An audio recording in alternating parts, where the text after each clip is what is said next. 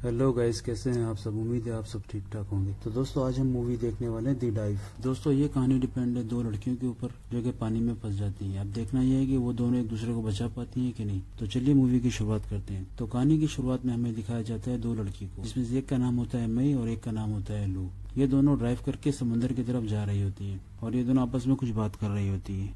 अब ये लोग पानी के पास पहुंच जाती है और पानी के पास पहुंचकर ये लोग गाड़ी से उतरती हैं और अपना सामान वगैरह लेती हैं, जिसमें ऑक्सीजन टैंक होता है और बाकी डाइविंग का सारा सामान होता है। अब ये दोनों यहाँ से नीचे उतर जाती हैं। पहाड़ से नीचे उतर कर ये लोग पानी के पास जाती हैं और यहाँ ये लोग आपस में बात कर रही होती हैं और तैयार भी हो रही होती हैं। और यूं ही बातचीत करते करते ये दोनों तैयार भी हो जाती हैं। फिर यहाँ पे लू मैं को कहती है कि मुझे बहुत डर लग रहा है। तो मैं यहाँ लू को कहती है कि डरना अच्छी बात होती है, डरना कोई बुरी बात नहीं होती। और ये कहकर ये दोनों पानी के अंदर कूद जाती है। अब यहाँ पे लू और मैं दोनों पानी के अंदर घूम रही होती है। ये दोनों अच्छे अच्छे नज़ारे देख रही होती है। फिर ये लोग पानी के अंदर एक गुफा में जाती है जो कि बहुत सकड़ी पतली सी गुफा होती है। ये लोग तैरते हुए उस गुफा के अंदर जाती हैं और ये लोग दूसरे साइड निकलने की कोशिश कर रही होती है, जो कि पानी के अंदर तकरीबन 50 फीट के करीब होता है। अब ये लोग तैरते तैरते दूसरी तरफ निकल जाती है। अब जब ये लोग दूसरी तरफ पहुंचती है तो ये यहाँ पे कहती है कि हमें दूसरी तरफ बाहर की तरफ निकलना चाहिए, जो कि एक छोटा सा गुफा होता है पानी के अंदर ही, लेकिन उसके अंदर थोड़ा सा ऑक्सीजन होता है। तो यहाँ पे मैं और लू दोनों आपस में बात कर रही होती है कि यहाँ पे ऑक्सीजन तो है लेकिन वो जहरीला हो सकता है। और ये कहते हुए मैं थोड़ा सा अपने ऑक्सीजन टैंक में से ऑक्सीजन भी छोड़ देती है ताकि वहाँ जो भी जहरीला गैस हो वो खत्म हो जाए। और फिर ये दोनों पानी के ऊपर आती है उस गुफा के अंदर ही। यहाँ ये दोनों आपस में कुछ बात कर रही होती है। यहाँ हमें पता चलता है कि इन दोनों के बीच में थोड़ी नाराजगी भी हो चुकी थी पहले। यहाँ पे मैं कहती है लू को कि तुम्हें वापस आना चाहिए था, और यूं ही यहाँ पे इन दोनों की थोड़ी बहुत बातचीत होती है। अब ये दोनों वापसी जाने के लिए तैयार होते हैं। अब ये दोनों जैसे ही वापसी जाने के लिए तैयार होते हैं फिर हमें दिखाया जाता है कि ये उसी गुफा में से वापस आ रही होती है, जो कि बहुत सकड़ी सी और बहुत पतली सी गुफा होती है। अब ये दोनों बाहर की तरफ निकल रही होती है और जैसे ही ये दोनों बाहर की तरफ निकल जाती है, यानी उस गुफा से बाहर निकलती है मेन पानी में, समंदर में, तो लू थोड़ा सा आगे निकल जाती है और मैं जो है वो पानी में एक जगह ही रुकी रहती है। यहाँ पे लू को कुछ समझ नहीं आता। लू उसे जोर जोर से आवाज लगाती है कि वो चिल्ला रही होती है जोर जोर से कि मैं तुम्हें क्या हुआ, तुम क्यों नहीं आ रही। वहीं हम दूसरी तरफ देखते हैं कि मैं को कुछ सुनाई नहीं देता और यहाँ लू जोर जोर से मैं चिल्ला रही होती है बकरी की तरह, लेकिन उसे कुछ सुनाई नहीं देता। अब अचानक मैं की आंख खुलती है और मैं कहती है लू को कि तुम्हें कुछ सुनाई दिया। तो लू कहती है कि क्या चीज। तो अचानक हम देखते हैं कि पानी के अंदर बड़ा बड़ा पत्थर गिर रहा होता है, यानी कि पानी के अंदर एक भूकंप सा आ चुका होता है। अब यहाँ ये दोनों पानी के अंदर बचने की कोशिश करती हैं, इधर उधर भागती हैं। लू जो है पानी के अंदर जो गुफा होती है वो दीवार के साथ लग जाती है और यहाँ मैं का कुछ पता नहीं चलता। अब ये दोनों आपस में बात कर रही होती है क्योंकि इनके जो सूट होता है इनके अंदर एक डिवाइस होता है जिससे एक दूसरे से बात कर सकती है। अब ये दोनों आपस में बात कर रही होती है और लू को मैं कहीं नजर नहीं आती और लू उससे पूछ रही होती है मैं तुम्हें पता है कि तुम कहाँ पे हो। तो यहाँ पे मैं कहती है कि मैं अपनी लाइट की रोशनी जलाती हूँ जिससे तुम्हें पता चल जाएगा। अब यहाँ पे लू मैं को ढूंढना शुरू करती है। वो इधर उधर जाती है गुफा में, लेकिन उसे मैं का कुछ भी पता नहीं चलता। फिर उसे एक लाइट नजर आती है और ये वही लाइट होता है जो मैं नीचे से जला रही होती है। लू उस लाइट के पीछे जाती है तो उसे मैं मिल जाती है और वो जाकर देखती है कि मैं पत्थर के नीचे फंसी हुई है। और ये देखकर लू बहुत ज्यादा घबरा जाती है। वो पत्थर को धक्का देके हटाने की कोशिश करती है, लेकिन पत्थर बहुत ज्यादा वजनी होने की वजह से वहां से हिल भी नहीं पाता। फिर यहाँ मैं लू को समझाती है, वो उसको काम डाउन करती है। वो उसे बताती है कि देखो अगर हमें जिंदा बचना है तो तुम्हें वापस जाना होगा, तुम्हें वापस जाकर मेरे लिए मदद लानी होगी, क्योंकि अगर हम दोनों यहाँ भी यूं ही कोशिश करते रहे तो हम यहाँ से निकल नहीं पाएंगे। तो यहाँ लू को कुछ समझ नहीं आता। लू उससे पूछती है कि कैसे क्या करना है, तो मैं उसे तरीका बताती है। वो उसे बताती है कि कैसे तुम्हें बाहर जाना है और कितने मिनट का हमारे पास ऑक्सीजन है, क्योंकि मेरे को बहुत ज्यादा एक्सपीरियंस होता है पानी में डाइव करने का। अब वो यहाँ लू को समझा रही होती है कि तुम्हें कैसे कैसे मदद लानी है। वो उससे बताती है कि तुम बाहर जाओगी तो वहाँ पे 2 टैंक मैंने रखा है पहाड़ के साइड में, और गाड़ी में भी 2 ऑक्सीजन सिलेंडर रखा हुआ है, और गाड़ी का जैक भी हमें चाहिए होगा इस पत्थर को हटाने के लिए। अब लू इसकी ये सारी बात सुन लेती है और मैं यहाँ लू को कहती है कि जब तुम बाहर निकलोगे तो तुम टाइमर लगा लेना 20 मिनट, क्योंकि हमारे पास सिर्फ 25 मिनट का ही ऑक्सीजन बचा है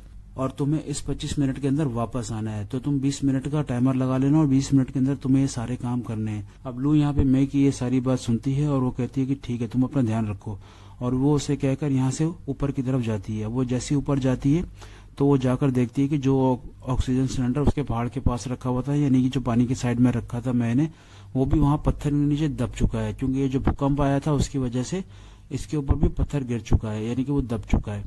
अब वो जाती है जल्दी जल्दी भाग के गाड़ी के पास और वो चेक करती है तो गाड़ी के अंदर उसे 2 ऑक्सीजन सिलेंडर रखा हुआ मिल जाता है। फिर वो गाड़ी की डिग्गी खोलने की कोशिश करती है तो डिग्गी नहीं खुलता क्योंकि डिग्गी अंदर से लॉक होता है और इसका चाबी भी इसके पास नहीं होता। वो चाबी भी उन्हीं पत्थरों के नीचे दब चुका है। अब ये वापस से उठाती है उन सिलेंडर को और नीचे की तरफ जाती है। अब ये जैसे ही नीचे की तरफ जाती है तो इसे एक बोट नजर आता है थोड़ी दूरी के ऊपर। ये जोर जोर से चिल्लाती है उस बोट की तरफ कि हमें मदद चाहिए, हमें मदद चाहिए, लेकिन उस बोट वाले का ध्यान इसकी तरफ नहीं जाता और यहाँ टाइमर में टाइम भी खत्म हो रहा होता है, यानी कि टाइम बहुत कम हो रहा होता है। अगर वो टाइम पे नहीं पहुंची तो मैं ऑक्सीजन ना होने की वजह से मर जाएगी। अब ये इरादा करती है कि ये वापस आएगी उस बोट के पास। पहले वो जाएगी मई के पास। अब वो सिलेंडर लेती है और वो जैसे पानी के अंदर जाती है तो इसके हाथ से वो सिलेंडर भी छूट जाता है, वो छूटकर नीचे गिर जाता है। तो ये उसे छोड़कर ही जाती है मई के पास। वहीं हम दूसरी तरफ देखते हैं कि मई का अब ऑक्सीजन खत्म होने वाला होता है। वो पाइप से थोड़ा थोड़ा ऑक्सीजन रोक रोक कर ले रही होती है, यानी कि वो ऑक्सीजन लेती है उसके बाद दोबारा उसको बंद कर देती है, फिर ऑक्सीजन लेती है, फिर बंद कर देती है। वो इसी तरीके से अंदर सर्वाइव कर रही होती है। और अब यहाँ पे मई की हालत बहुत खराब हो चुकी है, लेकिन इतने में यहाँ पे लू पहुंच जाती है और वो जल्दी से उसे अपना पाइप निकालकर ऑक्सीजन वाला मई को देती है, जिससे कि मई सांस ले पाती है। और ये दोनों एक ही शेयर कर रहे होते हैं, यानी कि एक ही सिलेंडर से सांस ले रहे हैं। अब जहाँ इन दोनों की कंडीशन थोड़ी बहुत बेहतर हो जाती है तो लू उसे बताती है मैं जो ऑक्सीजन सिलेंडर लेकर आ रही थी वो पानी में ही कहीं गिर गया, जिससे सुनकर मैं बहुत उदास होती है। लेकिन लू उसे कहती है घबराओ नहीं, वो यहाँ पास में ही गिरा है, मैं उसे जल्दी ढूंढ के लेकर आ जाऊंगी। और वो अपना सिलेंडर निकालती है और मई को देती है, जिससे मई सांस लेते रहे। और लू वहाँ से निकल जाती है उसी सिलेंडर को ढूंढने के लिए और बहुत जल्दी उसे वो सिलेंडर मिल भी जाता है। लेकिन जब वो वापस आ रही होती है तो उसे रास्ता समझ नहीं आता, क्योंकि वहाँ 2 रास्ते होते हैं। फिर वहाँ मई भी चालाक होती है, मैं वहाँ पे अपने टॉर्च से इशारा भी कर रही होती है, जिससे कि लू को वापसी का रास्ता बड़ी आसानी से मिल जाता है। और ये आ जाती है मई के पास और यहाँ अब इन दोनों के पास अपना अपना ऑक्सीजन सिलेंडर है। ये दोनों ऑक्सीजन सिलेंडर लगाती हैं और अपना फिर से इक्विपमेंट पहन लेती हैं, यानी कि अपना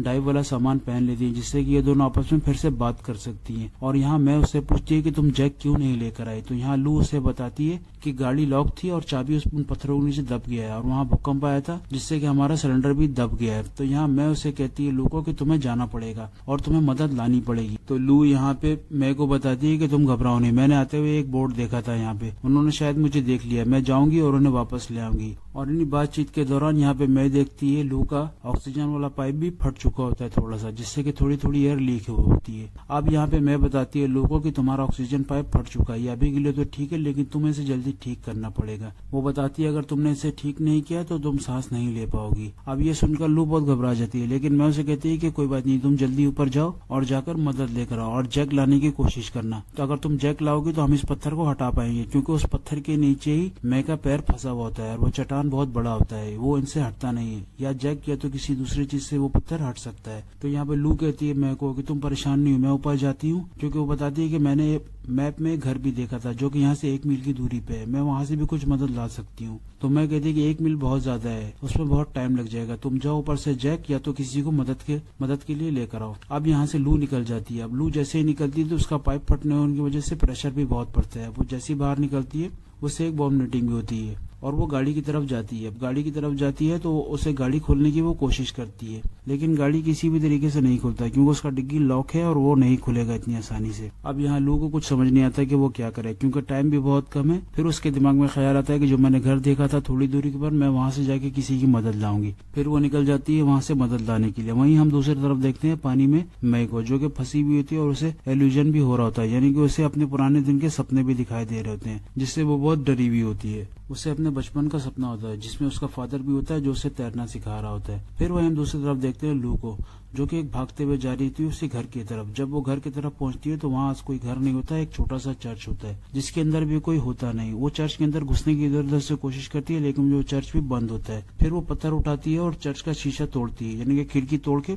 उस चर्च के अंदर जाती है, जहाँ पे उसे कोई भी नहीं मिलता। वो हर जगह चेक करती है, उसे कोई भी काम का सामान नहीं मिलता। फिर वो उस मैप को वहीं पे रख देती है और वहाँ पे हेल्प लिख देती है और वो सारा नक्शा बना देती है। और वो नक्शा बना के वापसी पानी की तरफ आ रही होती है। और वो जैसे ही पानी के करीब पहुंचती है वो दोबारा से जाती है अपनी गाड़ी के पास और गाड़ी के पास जाकर उसे फिर से एक बार खोलने की कोशिश करती है, क्योंकि वो अपने साथ कुछ सामान भी लाई होती है, जैसे कि कुछ हथौड़ी और कुछ दूसरी चीजें। वो उससे बहुत मारती है गाड़ी को, इधर उधर से खोलने की कोशिश करती है, लेकिन वो गाड़ी नहीं खुलता। अब इसका दिमाग बहुत खराब हो चुका होता है लू का, उसे कुछ समझ नहीं आता कि वो क्या करेगी, क्योंकि मैं वहाँ पानी के अंदर फंसी है और यहाँ लू से कुछ हो नहीं पाता। अब यहाँ लू को बहुत ज्यादा गुस्सा आ जाता है तो वो गाड़ी का स्टीयरिंग घुमाती है और गाड़ी को एक खाई की तरफ करती है और उसे पीछे से धक्का लगाती है। उसे धक्का लगाते हुए वो गाड़ी को खाई में फेंक देती है, जिससे कि गाड़ी का डिग्गी भी खुल जाता है और लू नीचे जाती है और गाड़ी का डिग्गी खोलकर चेक करती है तो उसके अंदर जैक भी नहीं होता। अब यहाँ पे लू बहुत परेशान होकर लेट जाती है, हार पछताकर उसे कुछ समझ नहीं आता कि वो क्या करेगी। इतने में यहाँ पे लू को एक बकरी दिखाई देती है। वो समझती है कि कोई मदद के लिए आ गया, लेकिन वहाँ सिवाय बकरी के और कुछ नहीं होता। फिर वो नीचे देखती है तो वहाँ पे एक साइन बोर्ड गिरा हुआ होता है और ये साइन बोर्ड भी इसीलिए लगा होता है कि ये जगह डेंजर है, यहाँ पे हमेशा पत्थर गिरता रहता है। अब यहाँ पे लू को बहुत गुस्सा आता है, लेकिन वो कर क्या सकती है। वो उसी साइन बोर्ड का एक लकड़ी निकालती है जिसके ऊपर वो साइन बोर्ड लगा होता है और वो गाड़ी को और दोबारा से चेक करती है तो वहाँ पे उसे कुछ नहीं मिलता सिवाय एक फ्लैट टायर सही करने का ग्लू होता है और कुछ सामान होता है गाड़ी के अंदर, लेकिन उसके काम का कुछ नहीं होता। और वो फिर फ्लैट टायर वाला सामान लेती है और आके अपने उस पाइप को सही करती है, जो कि उसका पाइप खराब हो जाता है ऑक्सीजन सिलेंडर वाला, और उसे सही करके उस लकड़ी को लेके दोबारा नीचे जाती है। और वहीं दूसरी तरफ हम देखते हैं मैं को, जिससे अब बहुत ज्यादा हेलुसिनेशन होने लगता है, यानी कि उसे पानी के अंदर बहुत कुछ दिखाई देने लगता है और वो अपने बचपन को देख रही होती है, जहाँ पे उसका बाप उसे तैरना सिखा रहा होता है, पानी के अंदर रहना सिखा रहा होता है, जिसमें उसका बाप उसे पानी के अंदर डुबाकर छोड़ देता है और वो चिल्ला रही होती है मुझे बचाओ बचाओ बचाओ। और वो सच में भी यहाँ पे चिल्लाने लगती है कि मुझे बचाओ बचाओ। ऐसा लगता है कि वो मरने वाली है, क्योंकि अब इसके पास ऑक्सीजन भी नहीं होता, ऑक्सीजन भी खत्म होने वाला था और इसे कुछ समझ नहीं आता। लेकिन इतने में यहाँ पे लू पहुंच जाती है और लू उसे ऑक्सीजन देती है और वो उसे कहती है कि घबराओ नहीं, मैं आ गई हूँ, मैं इस डंडे से इस पत्थर को हटाने की कोशिश करूंगी और यहाँ से हम बच जाएंगे। लू यहाँ पे मैं को बहुत समझाती है और मैं भी कहती है हाँ ठीक है। और फिर ये लोग डंडा लगाते हैं उस पत्थर के ऊपर, उस लकड़ी के डंडे से उस पत्थर को हटाने की बहुत कोशिश करते हैं, लेकिन इनसे कुछ भी नहीं हो पाता। वो डंडे से पत्थर नहीं हट पाता क्योंकि वो चट्टान बहुत बड़ा होता है। लू यहाँ बहुत कोशिश करती है उस पत्थर को हटाने की, ये दोनों बहुत जोर लगाती है। मैं का टांग फंसा होता है लेकिन फिर भी वो जोर लगाती है। ये लोग इतना ज्यादा जोर लगाते हैं कि वो लकड़ी टूट जाता है और पत्थर नहीं हटता। अब यहाँ पे मैं का दिल बहुत टूट जाता है और लू भी बहुत परेशान हो जाती है, क्योंकि लू को अब कुछ नहीं समझ आ रहा होता। फिर लू के दिमाग में एक आइडिया आता है। वो कहती है कि ये जो मेरा बैग है, मैं इस बैग को पत्थर के नीचे लगाऊंगी और इससे हवा भरूंगी, जिससे कि चट्टान ऊपर उठ जाएगा और तुम्हारा पैर बाहर निकल जाएगा, जिससे हम यहाँ से निकल सकते हैं। तो मैं कहती है ठीक है। अब लू अपने बैग को लगाती है चट्टान के नीचे और अपना ऑक्सीजन वाला पाइप लगाती है उस बैग के अंदर, उससे हवा भरने की कोशिश करती है, जो कि काम भी कर रहा होता है। लेकिन फिर वो पाइप वहीं पे फट जाता है जहाँ पे लू ने उसे ठीक किया होता है, जहाँ पे उसका पाइप खराब होता है। अब यहाँ पे इन दोनों का दिल बहुत टूट जाता है। मैं लू को समझाती है कि देखो तुम जाओ, तुम एक अच्छी जिंदगी जीना। वो उसे दिलासा देती है। मैं उसे बताती है कि मेरा बचना मुश्किल है, ये चट्टान यहाँ से नहीं हटेगा। मैं लू को बहुत समझाती है कि तुम चले जाओ। और यहाँ पे ये दोनों बहुत इमोशनल हो जाती हैं, क्योंकि यहाँ इन दोनों को पता चल चुका है कि अब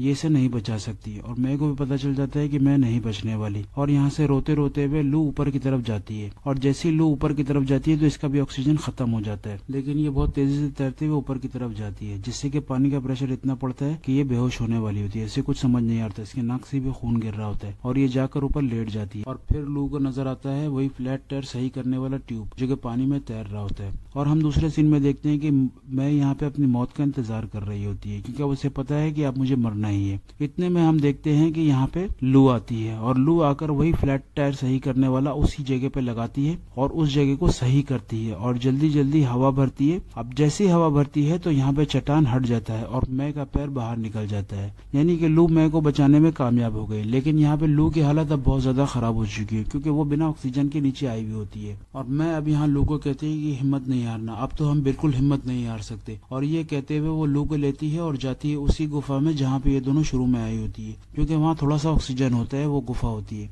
अब मैं यहाँ लू को ले जाती है, लेकिन वहाँ पे इतना ऑक्सीजन नहीं होता कि ये दोनों सरवाइव कर सके, क्योंकि अगर डायरेक्ट वो लू को ऊपर लेके गई तो पानी के इतना प्रेशर की वजह से लू का फेफड़ा भी फट सकता है और लू मर सकती है। इसीलिए वो डायरेक्ट लू को ऊपर नहीं लेकर जा सकती, उसे कुछ देर के लिए यहाँ नीचे ही कम ऑक्सीजन में रहना पड़ेगा। लेकिन यहाँ पे इतना भी ऑक्सीजन नहीं होता है कि ये दोनों सरवाइव कर सके। तो यहाँ पे मैं लू को कहती है कि तुम यहीं रुको, मैं जाती हूँ वो ऑक्सीजन सिलेंडर लेकर आती हूँ, जो कि नीचे रखा हुआ है, जिसका हैंडल खराब होता है और वो किसी काम का नहीं होता। तो यहाँ पे लू कहती है कि वो खराब है, किसी काम का नहीं है। तो मैं कहती है कि तुम यहीं रुको, मैं उसे लेकर आऊंगी और अगर वो नहीं खुला तो मैं उसे तोड़ दूंगी, जिससे कि हमें ऑक्सीजन मिल जाएगा। और वो कहती है लू को कि तुम हिम्मत बिल्कुल नहीं हारना, और ये कह के मैं यहाँ से निकल जाती है उस ऑक्सीजन सिलेंडर को लेने के लिए। लेकिन दूसरी तरफ हम देखते हैं कि लू की हालत अब बहुत ज्यादा खराब होने लगी है, क्योंकि यहाँ पे ऑक्सीजन की बिल्कुल कमी है और लू को सांस भी नहीं आ रहा होता, जिससे कि लू बेहोश हो जाती है और पानी में गिरने वाली होती है। इतने में यहाँ पे मैं आ जाती है वो ऑक्सीजन सिलेंडर लेकर, और वो उसे पानी में फंसाकर वहाँ पे उसका लॉक तोड़ देती है पत्थर से मारकर,